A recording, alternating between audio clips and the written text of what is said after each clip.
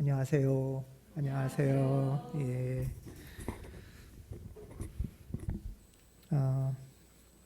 오늘은 화해평화주일로 예배를 드리면서 평화를 같이 좀 묵상하는 시간을 가지려고 합니다. 모든 인생의 목표는 평화죠. 평화롭게 사는 것, 그렇죠? 예. 아마 평화를 원하지 않는 사람은 없을 거예요. 짧은 순간은 긴장이나 또는 무슨 폭력을 선택할지라도, 야, 왜 이렇게 긴장을 높이고 고조시키고 폭력을 선택하냐라고 해도 그렇게 하는 이유가 결국은 평화를 이루려고 하는 거다. 이렇게 얘기하잖아요. 그렇죠? 예, 폭력이 목표야, 최종 목표야. 이건 이렇게 말하는 사람은 아마 없을 겁니다. 예. 모든 인류의 소망은 사실 평화죠. 평화로운 삶. 이게 내면의 평화면은 성경에서는 평안이라고 하죠. 평안. 예, 마음이 평안한 거. 그래서 평안하세요. 이렇게 인사하잖아요. 그 다음에 또 서로 관계가 평화로운 건 뭐라고 얘기해요? 화평케 한다 그러죠. 그래서 화평교회 여기 많죠? 화평 한다고 해요. 또 조금 더 넓게 말해서 평화 이렇게도 얘기를 하는데, 성경에서 우리말 성경에는 옛날에 평안, 평화, 화평 다 여러 가지로 번역을 했는데 이게 다 성경에는 한 말이에요. 에이레네, 평화라는 말이에요. 평화. 그러니까 정치적 평화 따로 있고 마음의 평안 따로 있고 그런 게 아니고 그것이 다 통칭해서 평화입니다. 우리 신앙의 그리스도교회에서도 사실 궁극의 목표가 평화죠. 예수님 신약에서는 이제 신앙의 목표를 하나님 나라라고 하고 천국이라고 하는데, 이 하나님 나라나 천국을 구약에서는 뭐라고 불렀을까요? 구약에는 하나님 나라라는 표현을 잘 안 써요. 하나님 나라처럼 이루어지는 상태, 상황, 샬롬이에요. 그게 샬롬. 그래서 샬롬이 하나님 나라의 상태를 뜻해요. 예. 우리 교회의 표가 뭐죠? 정의로운 평화, 아름다운 기쁨. 예. 여기 앞에 아름다운 기쁨이 되기 위한 이 앞에 정의로운 다음에도 핵심이 뭐죠? 평화죠. 평화. 예. 이거는 이제 정의로운 평화, 아름다운 기쁨도 하나님 나라의 상태를 나타내는 말, 샬롬을 나타내는 말이에요. 그러니까 교회에서도 우리 교회의 목표, 그리스도 교회의 목표 당연히 평화로운 샬롬을 이루는 것입니다. 근데 사실 평화가 이렇게 막연하지 않아요? 평화를 반대하는 사람은 아무도 없어요. 그래서 제가 평화를 주제로 강의도 많이 하고 활동도 많이 하는데, 평화를 싫다 이러는 사람은 아무도 없는데, 그 다음 오늘 홍다영 교우가 기도한 것처럼 그럼 이제 뭘 어떻게 해야 되지? 이러면은 좀 어려워요. 그렇죠? 그래서 구체적으로 평화를 어떻게 배우고 그게 뭐고 또 어떻게 실천할까 하는 것을 이제 구체적인 활동을 하고 있고, 그것을 소명으로 삼은 게 가움교회의 사회선교 소명이에요. 그래서 금을코 학교도 금을코 평화학교라고도 많이 부르고요. 또 금을코 학교를 운영하는 연구소 이름이 금을코 평화연구소. 그래서 저는 이제 평화교육 중에서도 평화교육 활동가 이런 소개를 많이 하는 편이에요. 오늘 그러면 이런 얘기를 할 건데, 평화라는 게 참 막연하고 막막하기도 해요. 그랬을 때 제가 가장 많이 사용하는 그 설명이 있는데요. 이겁니다. 한번 같이 읽어보시겠어요? 첫 번째 평화는 하나님과의 평화이고, 또 다른 평화는 너 자신과의 평화이며, 세 번째 평화는 내 이웃과의 평화이다. 이 말을 누가 했냐면 1260년경에 이게 독일어예요. 베르톨트 그루트 폰 레겐스부르크라는 중세의 아주 유명한 설교가예요. 수도사기도 하고. 이 사람이 이런 설교 중에 이런 표현을 썼어요. 근데 이거는 이 사람만의 어떤 특이한 설교가 아니라 이미 오래전부터 있는 교부 전통에 기초한 설교라고 다 인정을 하고 있어요. 자, 여기서 보면 평화가 뭘까? 여기서 보면 평화는 어떤 거예요? 일단은 관계예요, 관계. 그렇죠? 평화라는 거는 관계와 관련돼 있어요. 맞죠? 그래서 평화롭다 하고 나는 평안해, 나는 아주 평화를 누리면서 살아 이러는데 산속에서 아무도 없는데 진공 상태에서 혼자의 평화라는 거는 있을 수 있다 없다? 없는 거예요. 하나님하고 나랑 아무 상관도 없고 옆에 사람하고 나랑 아무 상관도 없고 내 혼자 무인도에서 맛있는 거 먹고 그냥 평안하게 산다? 교회 전통에서 말하는 그런 평화라는 건 없다 라고 말하는 거죠. 왜냐하면 평화는 관계이기 때문에.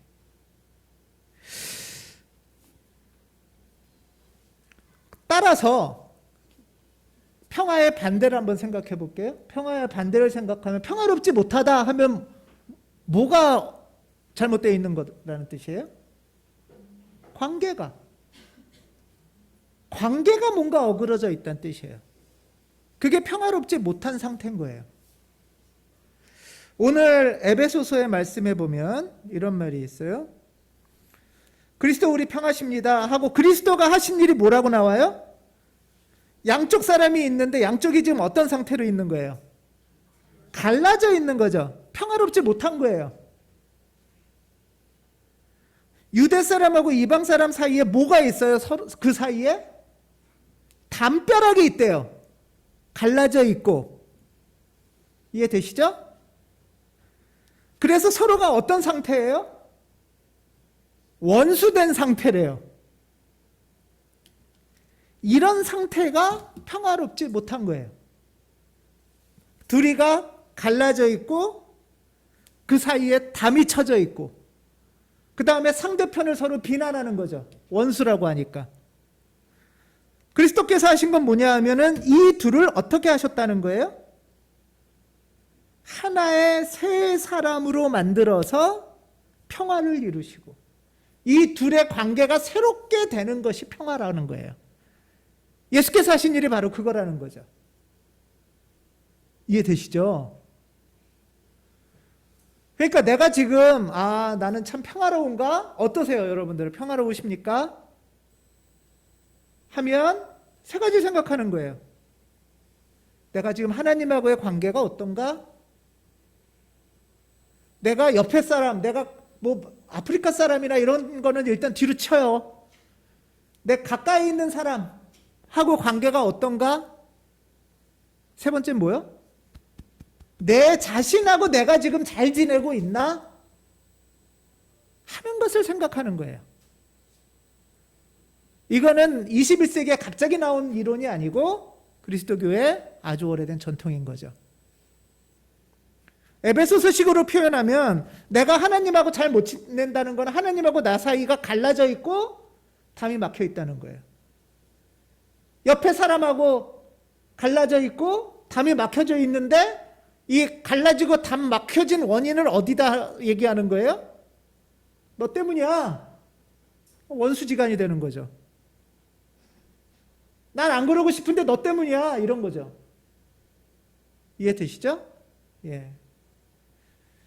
제가 이렇게 쓱 하면서 김유미 집사한테 했는데 오늘 아침에 저희는 안 싸웠어요.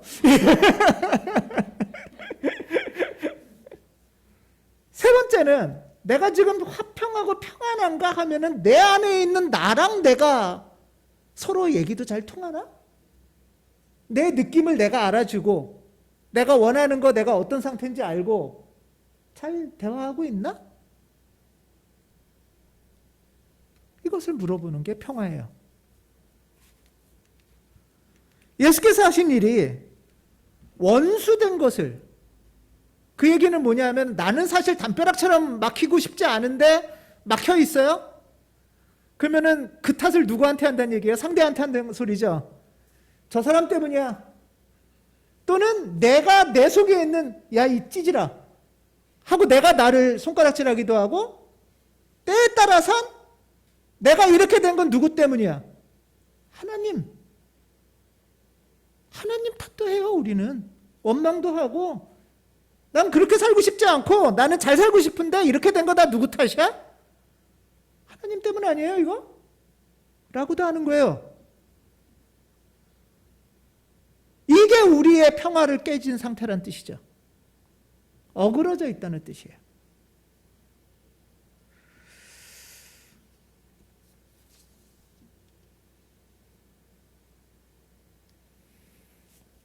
근데 우리가 갈라져 있다 보면 그리고 담도 있다 보면 부부싸움하거나 식구들끼리 싸우거나 연인끼리 싸우거나 친구들끼리 싸우면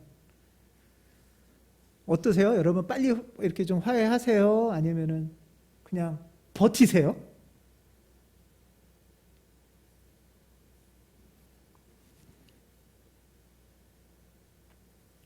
막힌 다음에 오래 갔다 보면 이게 정상인 줄 알아요. 원래 사람끼리 그러고 사는 거야. 하나님하고 나 원래 그런 거지 뭐. 라고 하기도 쉽다는 거예요. 자, 우리 오늘 화해평화주일인데 거창한 얘기보다 우리의 삶을 좀 돌아보려고 해요. 여러분들 한번 생각해 보세요. 가까운 사람하고 싸웠다, 다퉜다.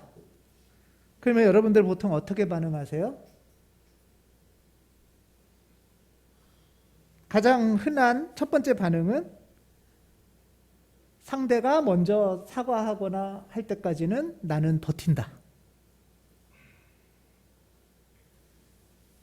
나도 이렇게 스스로 봤다가 옆에 사람도 한 번씩 봤다가 상대가 먼저 화해하자고 청하고 손을 내밀 때까지 나는 버틸 것이다.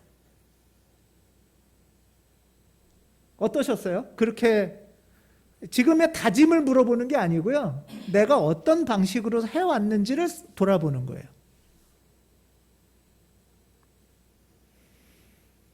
근데 그럴 경우에는 화해는 그러면 어떻게 할 수 있어요? 상대가 먼저 손을 내밀면 화해가 될 수 있죠? 그래, 뭐 하면서. 근데 만약에 상대가 손을 먼저 안 내밀 때는 어떻게 해요, 그러면?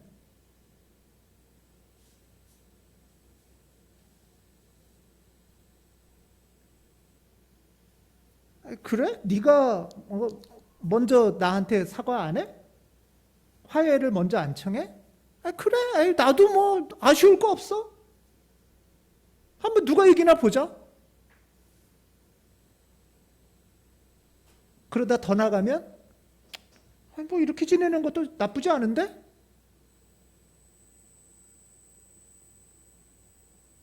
하면서 서서히 양 사이의 골이 더 깊어지고 담이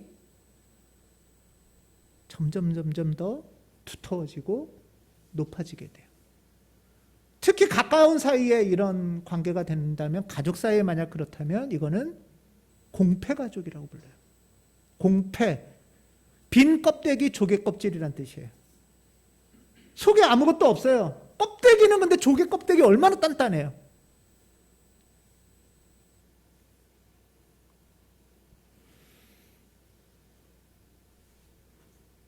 왜 버틸까?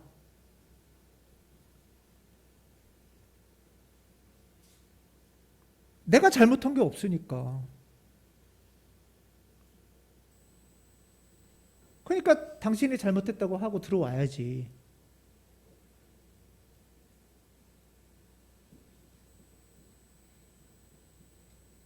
그런데 그 사람도 잘못했다고 생각을 안 하면 그냥 이렇게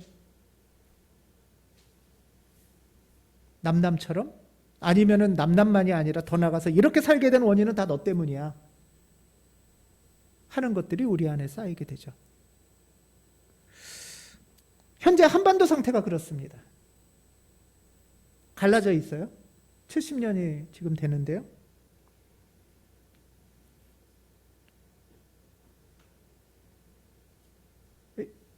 그러면은 이렇게 벽이 쳐져 있고 이렇게 남남처럼 버티면서 지내다가 이제는 관심도 없어지는 이런 상태가 평화의 상태냐는 아니잖아요. 남북의 상태는 지금 무슨 상태라고 부르죠? 휴전 상태죠. 싸움을 그냥 눈에 보이는 싸움을 잠시 쉬는 휴전일 뿐이지 언제 터질지 모르는 사실은 그런 상태예요. 그래서 이 방식을 조금이라도 개선하자 하는 것이 종전, 싸움을 일단은 끝하고 선언이라도 하자 하는 종전 선언이라도 하자는 거죠.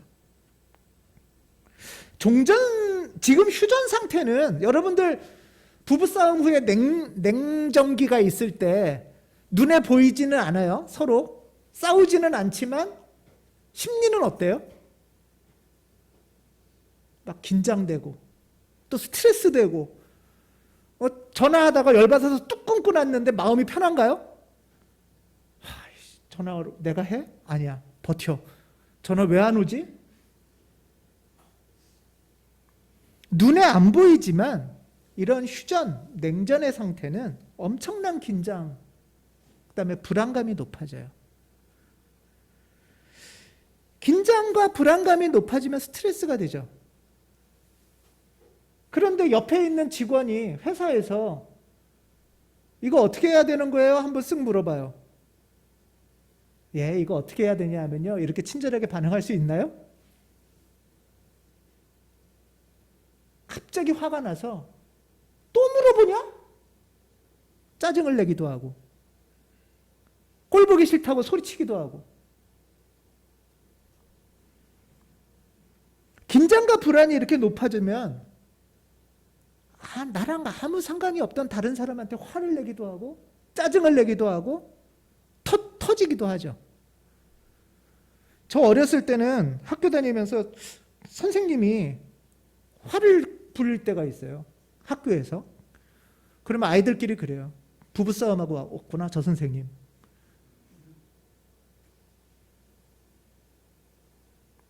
엉뚱한 대상에다가 화풀이를 하는 거죠. 부부싸움하고 나면 아이들한테 괜히 소리치기도 하고 바깥에서 짜증내기도 하고. 남북도 사실 이런 상태예요. 이걸 뭐라고 부르냐 하면 분단의 심리학이라고 그래요. 이거는 심리학 용어인데요. 눈에 보이는 싸움은 없지만 언제 싸울지 모르는 초긴장 상태로 불안 상태로 휴전 상태를 유지해 가는 거예요. 지금 남북한의 사람들이 국민들이 인민들이 이런 심리적 상황 가운데 있다는 거예요. 그러니까 일상에서 건강하게 살기가 어려워요. 누가 조금 잘못하면 그래 괜찮아 그럴 수도 있지 여유롭게 실수가 포용되나요? 그렇지 않죠.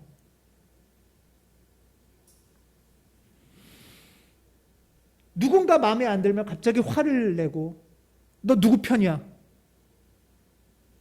언론에서도 막 일배, 훌리건 이런 것들이 사실은 늘 사람들이 막 화가 나 있는 거예요.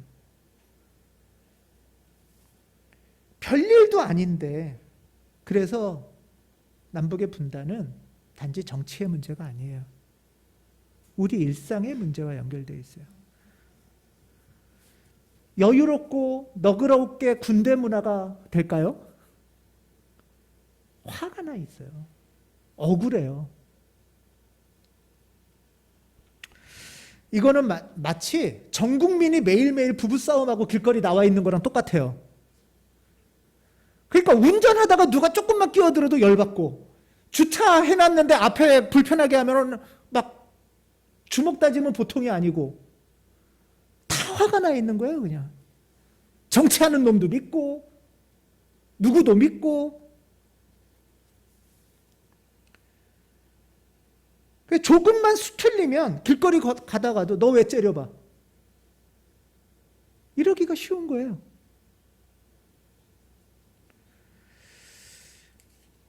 이런 분노가 바깥으로 표출되면은 막 일배니, 패미니, 반패미니 무조건 편가르기 하고 싸우고, 그게 내면화되면 그 폭력이 자기 폭력으로 돼서 자책하거나 우울증이거나 자살로 나오기도 합니다. 이런 현상을 모두 분단의 심리학이라고 해요. 이건 쉽게 말해서 말씀드린 것처럼 전 국민이 엄청난 부부싸움을 늘 하는 거예요, 맨날.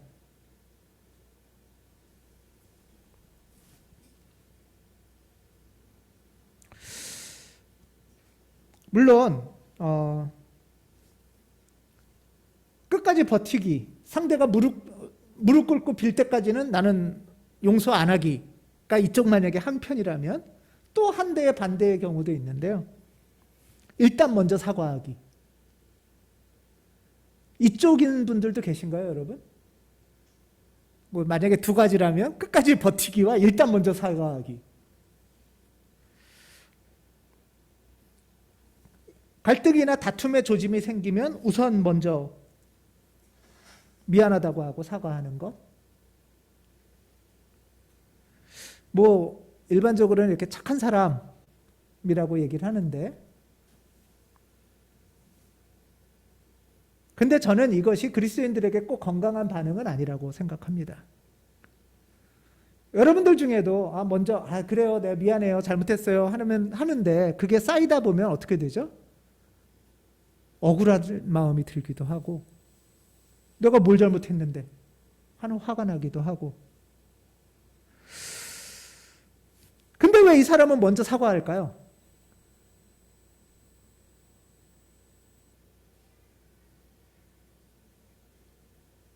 다툼의 긴장이나 의견의 차이를 견딜 힘이 부족한 거예요. 또 하나는 그리스도인들에게 특히 있는 건데, 그리스도인들은 무조건 참고 먼저 사과해야 되는 줄로 아는 경우가 있죠. 그리스도인들의 친절은 그거와는 다르다고 저는 생각합니다. 먼저 굽신거리고 먼저 상대의 마음에 맞추는 것이 그리스도교의 친절은 아니라는 거죠. 왜냐하면 그거 역시 평화로운 관계라고 할 수 없습니다. 일방적인 관계죠, 그거 역시. 겉으로는 그리스도인들이 그래서 하나님 말씀 잘 듣고 이웃과 친절하게 잘 지내는 것처럼 보이지만, 먼저는 내가 나를 억압하는 거고, 조금 더 시간이 지나면서 나가면 이렇게 나를 억압하게 만든 사람이 하나님이라고 생각을 하기 시작을 해요.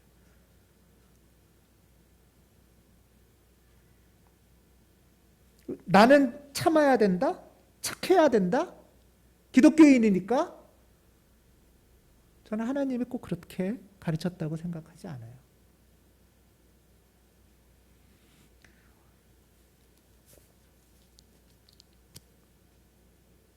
그런 억압적인 무언의 압력이 오히려 우리를 왜곡시키기도 합니다.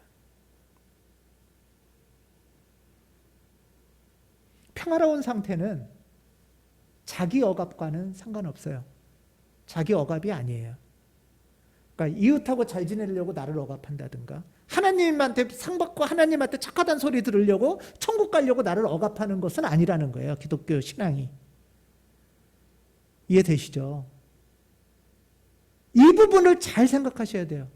하나님한테 잘 보이기 위해서 어쩔 수 없이 옆 사람하고 나를 억압하고 내가 그냥 억지로 착한 사람인 척하며 사는 것이 기독교 신앙은 아니라는 거예요.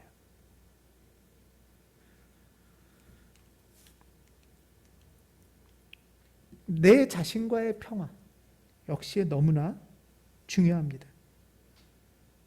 근데 나를 억압하는 게 하나님이 원하는 거라고 오해하거나 착각하는 경우가 많다는 거예요.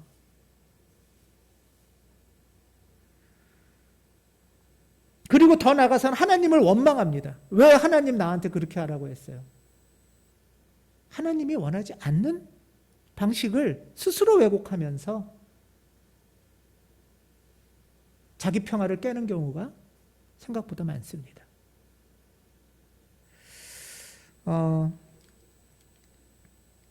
이 표를 하나 보시겠어요? 이 표를 좀 잘 한번 보세요. 설명을 드릴게요.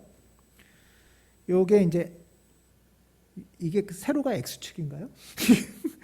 X축과 Y축이 있죠? 예. 아무튼 세로축과 가로축이 있어요. 이 세로축은 뭐냐 하면 나 중심. 그래서 위로 올라갈수록 나 중심이 큰 거예요. 내려갈수록 나 중심이 약한 거예요.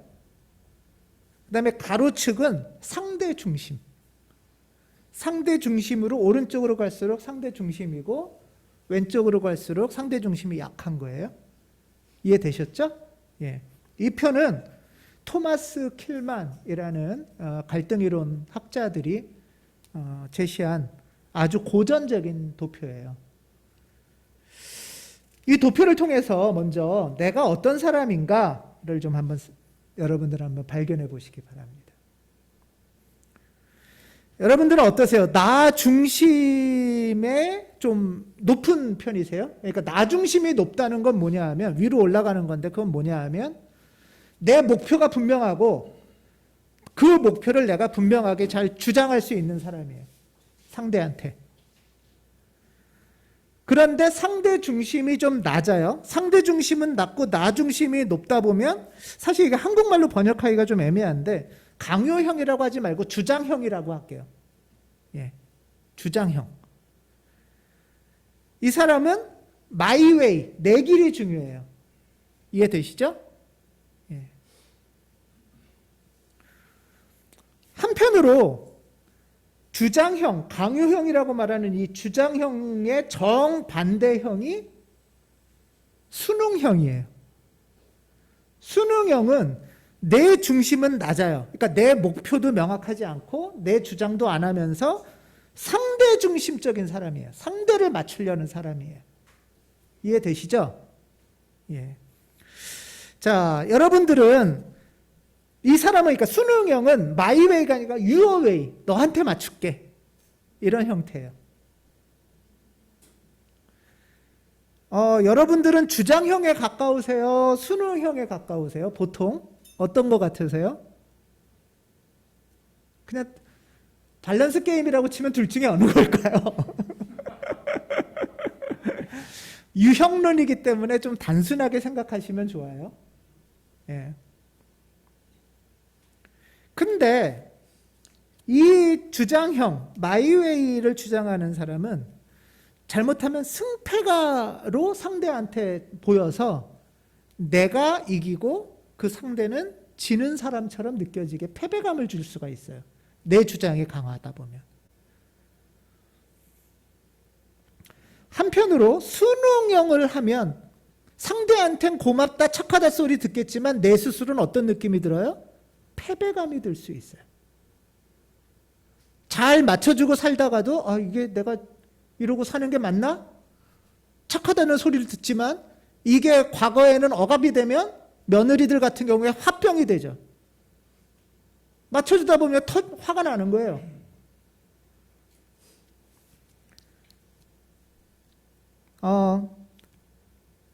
주장형은 내 목표와 내 의견을 강조하는 편이고 순응형은 상대 목표를 맞춰주려는 편이라면 회피형도 있어요. 회피형은 로스트웨이라고 해요. 길을 잃어버렸어요. 내가 뭘 원하고 내 목표가 뭔지도 명확하지 않고 관계에 있어서 얘기해요. 그렇다고 이 사람이 뭘 원하는지도 잘 몰라요, 내가. 이해되시죠?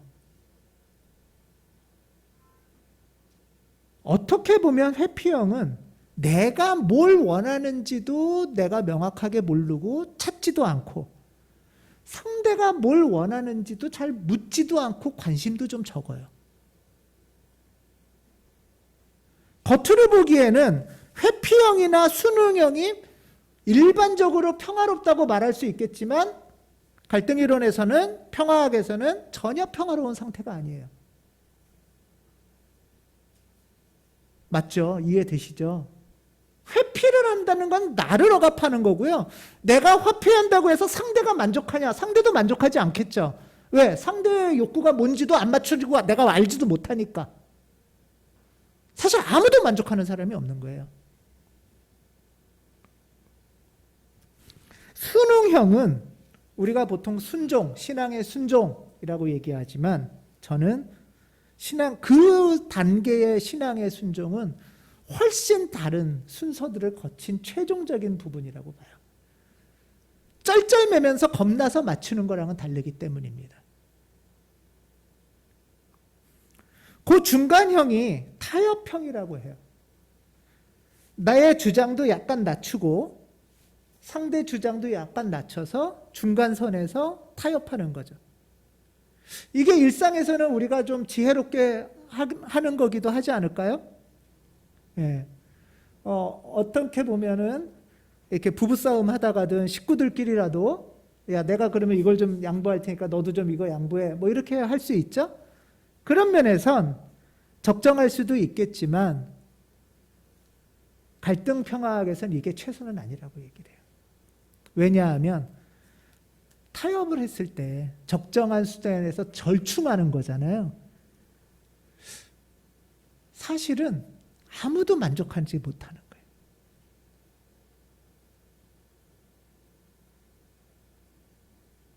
예를 들면 나는 짬뽕을 먹고 싶고 성은 씨는 설렁탕을 먹고 싶어. 그래서 절충을 해서 설렁탕에 짬뽕을 섞어 먹을 수는 없잖아요. 이런 거예요, 잘못하면. 이해되시죠? 그건 절충이나 타협이 아닐 수 있는 거예요. 그래서 요청하는 건 뭐냐 하면 내 중심도 높이고 상대의 중심도 높일 수 있는 our way, 협력형으로 어떻게 갈 수 있을까 하는 것이 평화학에서 찾아가는 길이에요. 이렇게 높이려면 어떻게 해야 돼요? 내가 뭘 원하는지도 잘 알아야 돼요. 맞죠? 내가 뭘 원하는지 잘 알고 내가 뭘 원하는지를 설명도 잘해야 돼요. 상대한테. 그 다음에 상대가 뭘 원하는지도 잘 들어야 돼요. 상대가 뭘 원하는지 말을 잘 못하면 말을 잘 할 수 있게 도와줘야 돼요. 상대가 뭘 원하는지를 찾도록 격려해 줘야 돼요. 그렇게 해서 협력형으로 간다는 거는 윈윈이 되는 거예요. 내가 이기고 얘는 뒤로 치는 것도 아니고 상대방을 먼저 하면서 나를 자꾸 억압하는 것도 아니고 어떻게 하면 이 윈윈의 길로 갈 수 있을까가 사실은 평화학의 목표예요. 평화학의 베이스는 그리스도교 전통에서 나왔어요. 서양은. 어떻게 하면 우리가 내 길만도 아니고 상대 길만도 아니고 우리의 길로 갈 수 있을까? 이게 중요한 목표잖아요. 그렇지 않습니까, 여러분? 저는 이제 우리가 다음 주에 피정도 가고 상반기를 돌아보는 기도도 하려고 하는데 하나님하고의 기도는 어떤가도 한번 좀 생각해 봐야 된다고 봐요.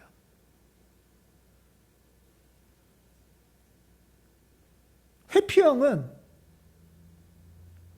내가 하나님한테 원하는 것도 없고 하나님이 나한테 뭘 원하는지도 관심이 없는 거예요. 차라리 강요형이 나요. 주장형이 나요. 하나님 그냥 해주세요. 아, 나 몰라요. 나 이런 거 원해요. 나 이렇게 살고 싶어요. 차라리 이게 낫지. 점잖은 척하면서 뭐 원하는 거 별로 없어요. 하나님도 나한테 원하지 마세요.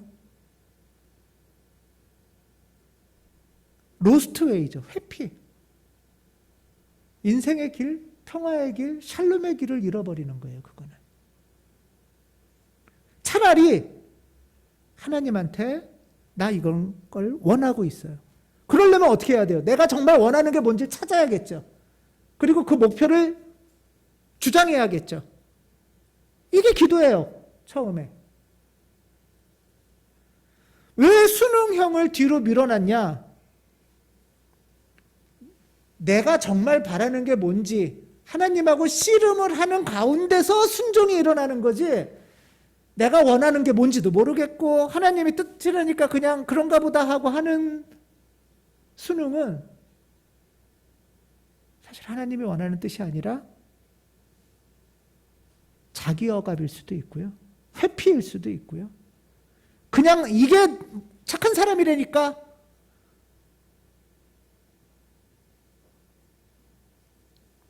왜곡된 수능은 결국에는 하나님을 원망하기도 쉬워요. 하나님이 그렇게 하라고 하지 않았는데도 나중에 10년, 20년, 30년 지나서 갑자기 그런 사람들이 있어요. 하나님 왜 나를 아프리카로 보내셨어요? 하나님 왜 나를 목사 만드셨어요? 하나님 왜 나를 이 사람하고 결혼하게 만들었어요? 하나님이 결혼하라고 했나요? 그런 왜곡과 오해가 많은 거예요.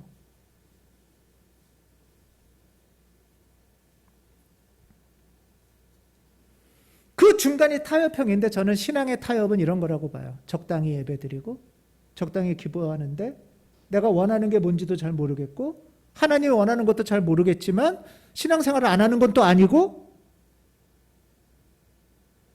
하면서도 만족스럽지 않고 아무도 만족하지 않는 상태예요. 하나님도 만족스럽지도 않고 나도 만족스럽지 않은데 그냥 반복적인 굴레 속에 있는 거이기 쉬워요. 타협형은.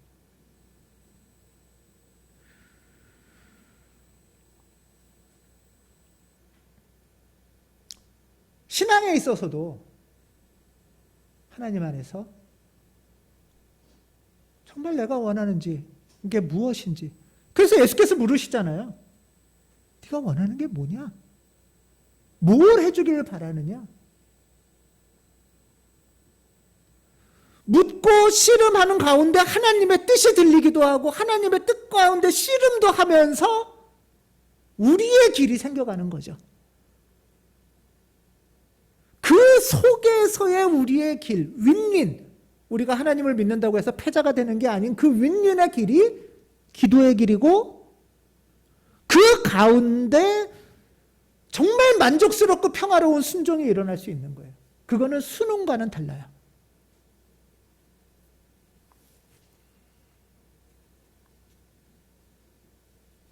적당히 타협하거나 적당히 포기하는 것이 아닙니다.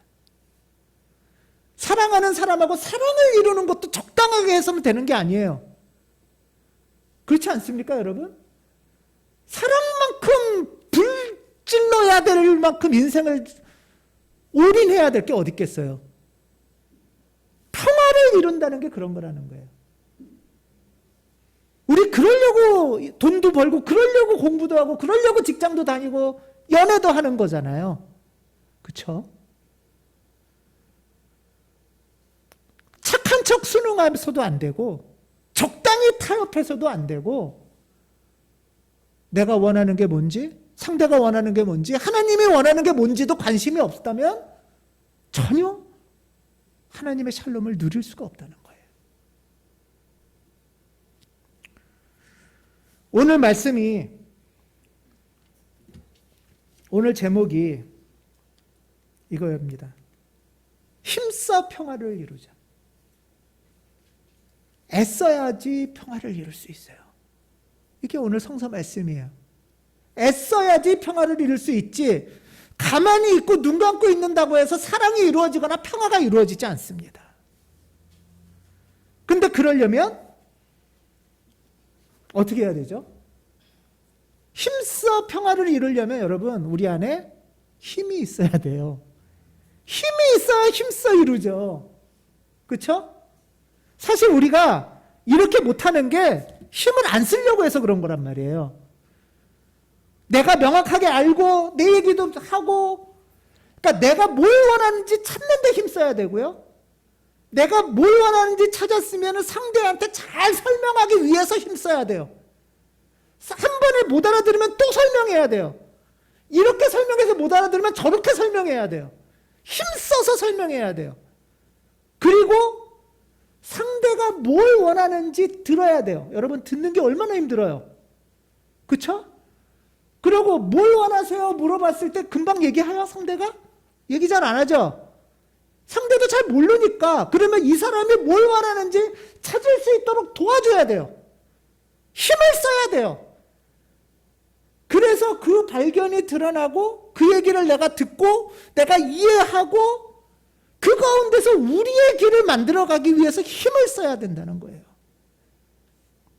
평화를 이룬다는 것은 그저 입 벌리고 누워있으면 떨어지는 열매가 아니에요. 힘써 이루라고 하셨어요. 하나님은 평화를 이루게 하기 위해서 예수까지 죽이신 분이에요. 우리의 막힌 담을 허물게 하기 위해서 예수는 전 인생을 건 분이에요. 그냥 거저 막연히 되겠지 해가지고 하나님의 샬롬이 올 수가 없다는 거예요.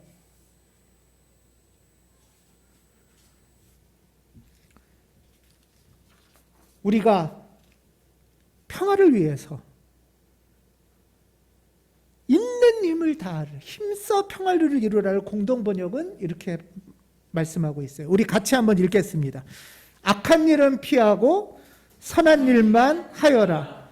평화를 이루기까지 있는 힘을 다하여라.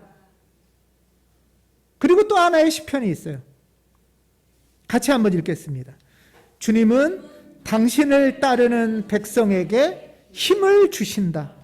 주님은 당신을 따르는 백성에게 평화의 복을 내리신다. 주님이 우리에게 힘을 주실 겁니다. 주님이 우리에게 능력을 주실 겁니다. 그 힘과 능력으로 사랑의 평화를 이루고 화해를 이루고 샬롬을 이루는 우리 모두가 되기를 주님의 이름으로 기원합니다. 기도하겠습니다. 주님, 우리에게 힘을 주십시오. 그저 냉랭하게, 무정하게, 무관심하게 살아갈 수 없습니다. 우리 가운데 샬롬을 이루게 하시고자 예수를 보내시고 죽기까지 일하셔서 우리 사이에 막힌 담을 허무셨습니다. 주님, 우리에게 힘을 주셔서 우리가 평화의 일꾼이 되도록 격려해 주시옵소서. 주님을 따르는 백성에게 평화의 복을 내리신다 하셨으니 샬롬의 복, 평화의 복을 우리 가운데 내려 주시옵소서. 주 예수 그리스도의 이름으로 기도합니다. 아멘.